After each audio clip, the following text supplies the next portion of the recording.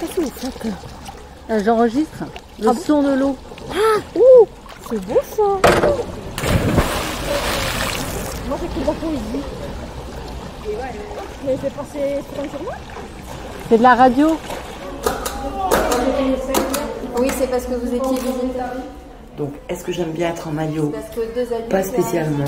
Je me sens bien parce que le corps est porté, on peut se permettre de faire des tas de mouvements. Et comment je me sens? Un peu con quand je suis en maillot. C'est un problème les ados parce que le port du bonnet est obligatoire. Les dérange. Et la piscine est bien l'endroit de séduction quand on a cet âge. Ils s'amusent, ils se plaisent, ils se séduisent. Le bonnet, il y a un rejet total. Est-ce que vous pouvez juste fermer s'il vous plaît? Merci.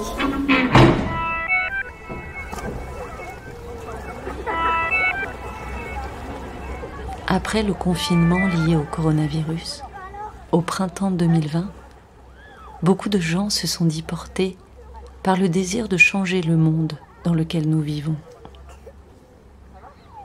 Depuis quelques années, circule l'idée que les combats sociaux, culturels et écologiques sont liés entre eux, qu'on ne peut changer notre rapport aux autres sans changer notre rapport aux vivants en général. La pandémie du printemps, les masques et les gels que nous utilisons posent à nouveau cette question du projet collectif. Qu'avons-nous à vivre ensemble? Que partageons-nous? Que se passe-t-il quand nous sommes amenés à vivre ensemble, parfois sans nous dire bonjour? Les regards que nous portons sur nos semblables sont-ils doux et accueillants ou bien chargés d'inquiétude? Au cours du mois d'août 2020, je suis allée à la rencontre des gens qui fréquentent les piscines de Lombès, Gimont et l'île Jourdain. Ces échanges que j'ai enregistrés permettent de se poser la question du bonheur, du privé et du public, des rêves qui nous portent, de nos utopies.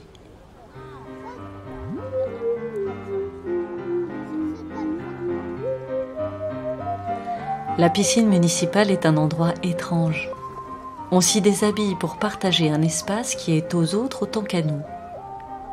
Les enfants jouent à se couler les uns les autres quand ils n'apprennent pas à nager.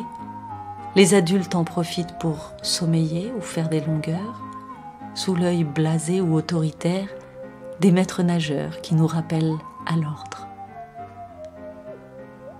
Au bord de la piscine de Lombès, j'ai rencontré un jeune homme de Bruxelles, dont les aïeux ont été maires de la commune, et une femme dont le père a été enfermé par les troupes de Franco avant d'être échangé contre des sacs de farine. Au bord de la piscine de Gimont, j'ai rencontré une femme née en Algérie d'une mère suédoise, et au bord du lac de Samatan, Dylan, un ado de 15 ans que nous avons beaucoup entendu la dernière fois. Aujourd'hui, Isabelle, la cinquantaine magnifique. Tendez l'oreille. Elle parle depuis un point que les femmes et le féminisme ont gagné au cours des 20 dernières années. La force tranquille de dire ce qu'elles sont en ne se souciant pas de ce qu'en penseront les autres. Elle parle à son corps lui parle. C'est Splash. Et c'est le 2e épisode. Je voulais te demander, comment tu te sens quand tu es en maillot de bain? Pas très très bien. J'aime pas trop ça. Tu veux en savoir plus? En fait, il y a comme un espèce d'uniforme. Tout le monde est en maillot de bain, tout le monde se regarde. Alors que j'aime bien être à poil chez moi ou dans les bras d'un amoureux. Mais en maillot de bain à la piscine, je me sens un peu idiote, quoi, un peu démunie. Ouais. Voilà. Et alors maintenant, tu vas faire les bras comme tu as fait, et les jambes, embrasse comme la grenouille. Tu essaies les deux en même temps. D'accord. Moi, je me souviens pas quand j'ai appris à nager. J'ai appris assez tôt. Tu vois, avec l'école, tu vas à la piscine, et j'aimais pas. C'est là que j'ai appris à nager, moi. Hein. Il y avait un bonhomme qui me tenait par une grande ficelle, j'avais une ceinture là dans l'eau. Tu vois, et pourtant j'étais gamine. Donc j'avais pas des roues-plo-plo, j'avais pas des poils, j'avais pas tout ça. Et déjà, j'aimais pas, quoi. C'est mon diplôme de nage. Parce qu'avant, j'arrivais à nager, mais je n'arrivais pas à lever les jambes et faire du plongeon. Je me sentais toute bizarre là, quand j'étais à la piscine en maillot, j'aimais pas ça. Et Joël m'a appris comment faire. Non, mais vraiment, j'aime pas ça, quoi, la piscine. Et que ce soit public, privé, l'histoire du chlore, hein, je te disais aussi. J'aime pas du tout cette idée, tu as l'impression de te noyer dans une eau, enfin de te noyer, de nager dans une eau hyper aseptisée, quoi. Je sais qu'il le faut, hein. Mais enfin, je revenais de la piscine, j'avais des poux, enfin, tu vois. Ouais, c'est... Ouais. Ah, c'est dur. Je te tiens. Là. Je te tiens. Moi, j'ai toujours été un peu... Enfin, des fois en rondeur, mais sans trop. Et comme je suis grande, j'ai un peu de marge. Et des fois où même je me disais, oh là là, t'as pris, comme là, après le confinement, je me suis dit quand même... Bon, mais après la ménopause, ça a été un constat qu'il y avait un épaississement qui s'était fait au niveau du bassin, au niveau des hanches, des fesses, je sais pas, je te montrerai tout à l'heure. Voilà, tu prends un peu de ventre, voilà, pendant le confinement, j'étais toute seule, je bossais beaucoup, et je me faisais des petits plats, etc. Donc j'allais pas du tout à la piscine, autant me dire, ni à la patinoire. Et donc je pense, oui, que ça a changé mon rapport là-dessus. Allonge-toi bien. Non. Et pense à ce qu'il faut faire. Concentre-toi. Voilà. Alors comment ça s'enseigne? D'abord, je suis toujours dans l'eau avec les enfants. On part de ce qu'ils savent faire quand même, parce que c'est très rare des enfants qui ne savent rien faire. Donc je me sers de ça, et puis après on travaille ce qui est nécessaire dans la natation, la respiration, les déplacements, et puis le fait d'être à l'aise dans l'eau, au fond, au-dessus. Voilà. Et tout ça assez de forme ludique, même si de temps en temps il y a des exercices un petit peu plus contraints, et parce qu'il faut apprendre une technique. Voilà. Être embarrassé par son propre corps, qui se transforme quand on est jeune, qui se transforme à l'âge adulte, qui continue de changer quand on devient un homme ou une femme mûr. Avoir un corps, être embarrassé. Mais la piscine est-elle seulement un lieu où l'on est mal à l'aise? À Gimont, j'ai rencontré Chantal, qui est aide-soignante, une femme de 45 ans peut-être. Pourquoi vient-elle à la piscine plusieurs fois par semaine? Parce qu'elle se sent bien dans l'eau. Parce que ses douleurs articulaires la font moins souffrir quand elle nage. Elle aime aussi la course à pied, mais elle sait que la nage invente un rapport plus doux. Ferme bien ta bouche, hein. Prends de l'air, Alice. Prends de l'air et ferme ta bouche. Mon regard parcourait les bords de la piscine, quand tout à coup une longue forme noire est remontée à la surface, propulsée par une queue de poisson digne d'un dauphin ou d'un cachalot. Ça fait du bien de reprendre un peu l'immersion. Je fais des petites séries d'apnée, donc sur du 25 mètres, pas plus loin, quoi. C'est plutôt la notion de plaisir, en faisant des bonnes longueurs de 25 mètres, à la recherche de plaisir et la détente. Voilà. Vous pouvez me décrire votre équipement? Alors, donc du coup, j'ai fait une série avec une monopalme. Donc ça permet d'améliorer un peu la glisse et les sensations de glisse dans l'eau, le gainage aussi, la sensation de voler un peu sous l'eau. Et j'ai un plomb de cou aussi qui me permet bien d'être lesté correctement sous l'eau. Donc ça se met au niveau du cou, ce qui me permet d'être vraiment droit sous l'eau. Et ça me permet vraiment de bien glisser sous l'eau sans être freiné, par exemple si je monte trop haut, si je suis trop bas. Et donc le plomb de cou est vraiment un outil pour les apnéistes qui cartonne parce qu'on a vraiment la sensation de glisse sous l'eau. Cette sensation de glisse et qui permet aussi de nous reposer, de nous déconnecter et d'être dans notre voyage. Voilà. Ah, c'est quoi alors le voyage? Vous pouvez me raconter? Ah ben c'est toute une philosophie. Hein. Voilà, c'est un voyage sur soi-même. Parce que donc du coup en apnée, on est pas enfermé, on est dans un liquide, quoi, dans de l'eau, et On se concentre sur soi-même, on écoute son corps, ses battements de corps, c'est le cerveau qui nous envoie quelques spasmes, quelques palpitations pour dire il faut remonter, mais avec les entraînements, on sait reculer ces appels sans se mettre en danger, ce qu'on appelle après la syncope, bien sûr. L'apnée, le but, c'est pas de se mettre en danger, c'est de garder la notion de plaisir. Par exemple, là, c'est une traversée de 25 mètres. Si j'ai envie vraiment de me faire plaisir, si je fais pas les 25 mètres, c'est pas grave. Le moment où j'ai fait 10 mètres en notion de plaisir, c'est l'avantage. Je suis pas dans l'esprit compétition. Moi, je suis plutôt dans la recherche du plaisir, c'est du yoga aquatique, quoi. D'ailleurs, on fait les mêmes exercices. À sec, on fait des exercices sur le diaphragme, sur la respiration. Et après, on transmet tout ça dans l'eau. Voilà. Et c'est un voyage de nous-mêmes dans un milieu aquatique, c'est subaquatique. Et il ne faut pas oublier qu'on a évolué 9 mois dans un liquide. On peut dire que nous sommes des humains aquatiques, entre guillemets. Voilà. Et ça fait du bien, cette sensation d'apnée, ça permet un peu de libérer l'esprit, de faire le vide sur soi-même. C'est la relaxation. Voilà. Et ça vous est déjà arrivé de ne pas avoir envie de remonter? Si, tout le temps. Et heureusement d'ailleurs. Le plus important, c'est de respirer. Mais oui, je le tiens. Stéphane m'a beaucoup surpris en me confiant cela. Je ne connaissais rien à l'apnée et j'ai trouvé sa description enthousiasmante.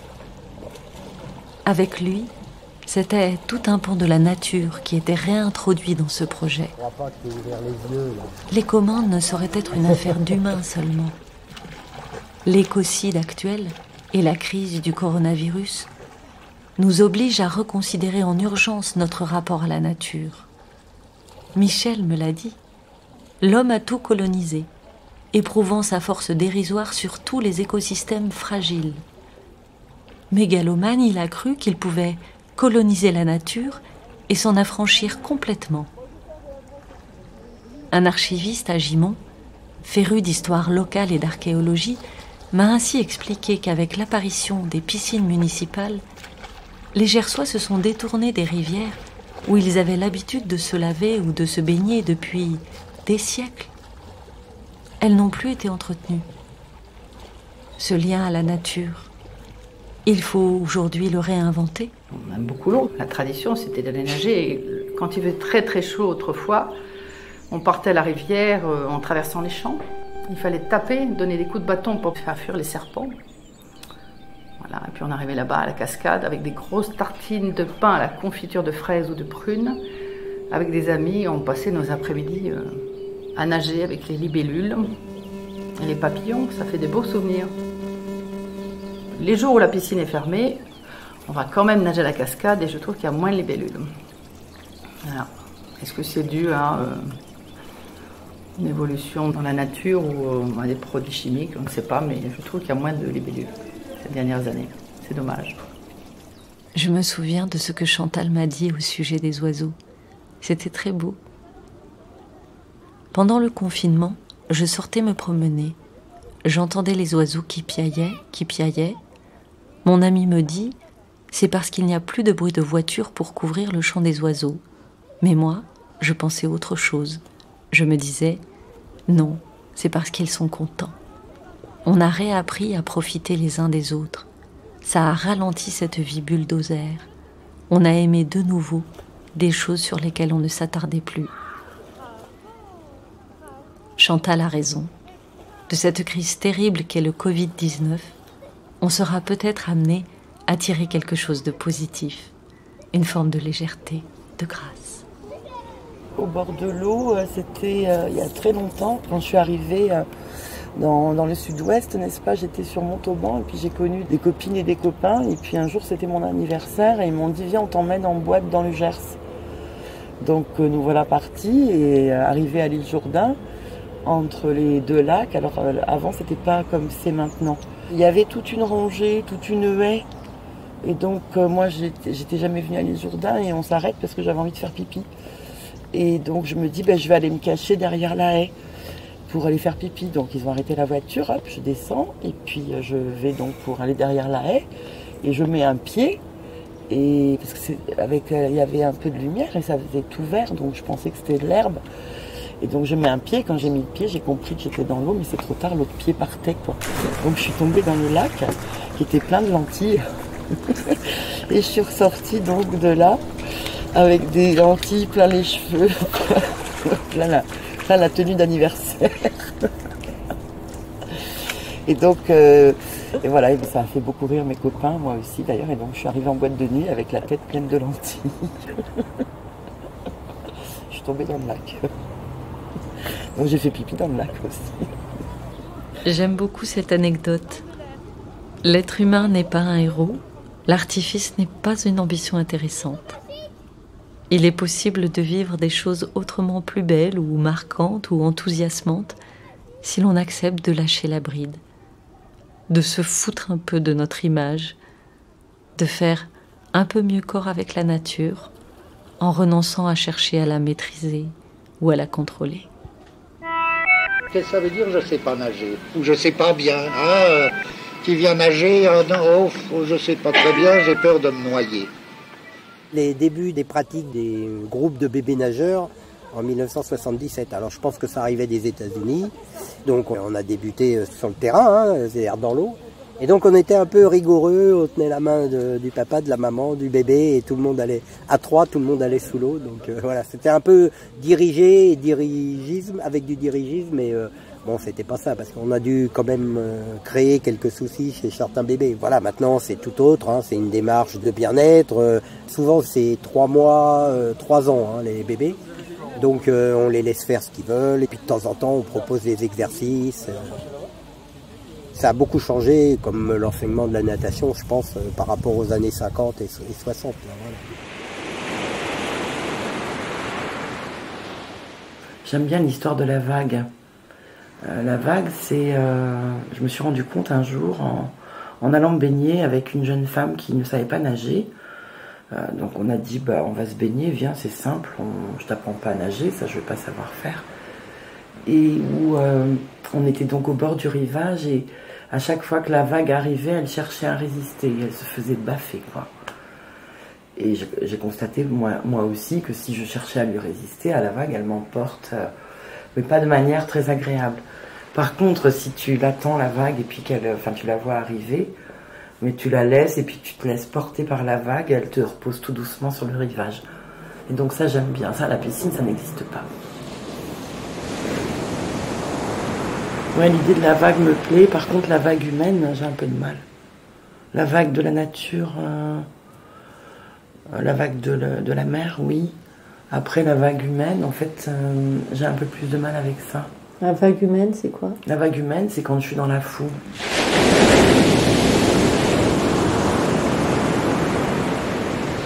Bon, comprenez, et là c'est pas des mathématiques. Quelqu'un qui sait pas nager, c'est quelqu'un qui ne comprend rien à quoi? Il comprend rien au mouvement d'une vague. Bon, mais enfin, j'entre dans l'eau, alors ça mouille. Alors là-dessus, je me recroqueville. Bon, je reçois une vague en pleine gueule. Oh là là, je commence à pousser des cris. J'étouffe. Une autre vague arrive, en plein. Ça m'assomme tout ça. Je roule, grotesque en tout ça. La tristesse du ridicule qui vient s'ajouter à ça. Qu'est-ce que j'ai fait? J'ai vécu sur un rythme où perpétuellement j'attendais l'effet du corps extérieur sur le mien en appelant corps la mer. Et donc vous avez un peu un devenir poisson quand même, quand on vous voit nager avec cette grande palme, on a l'impression qu'il y a une baleine dans la piscine de Lombès comme ça qui arrive. C'est très joli. Ah mais c'est oui, c'est agréable surtout. C'est ça, c'est la sensation de la glisse et du calme. Ouais. On n'est pas en surface, là on est sous l'eau, on est en immersion. Même s'il y a du bruit à côté, j'essaie de me concentrer sur ma nage. J'entends plus rien et même des fois même les bruits peuvent m'aider aussi, je me concentre là-dessus. Et je fais le vide. Et je nage, la glisse, voilà. C'est agréable, l'impression de voler. Du bonheur. Distribuer du bonheur. Alors, faire des longueurs?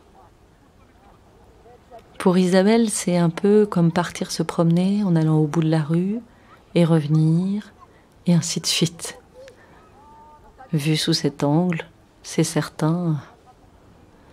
Alors, quoi? On est en maillot de bain et on prend le soleil? Pas très enthousiasmant comme projet commun.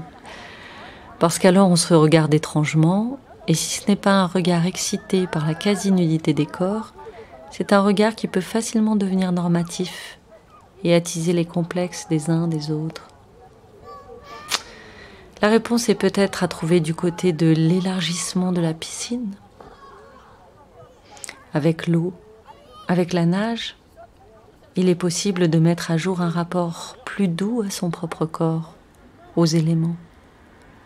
Il est possible de devenir comme cet homme féru d'apnée, un poisson volant, un corps vivant qui s'oublie, s'agrandit, se réinvente, qui fait corps avec l'élément aquatique, qui joue avec ses limites. Oui, le tout petit rectangle d'une piscine municipale gérée par la municipalité avec l'argent des impôts des contribuables peut être une porte ouverte sur l'infini, cachée entre deux serviettes de bain. Je ressens pas la cause commune. En fait, c'est l'inverse, on peut le couper, ça c'est pas ça que je voulais dire.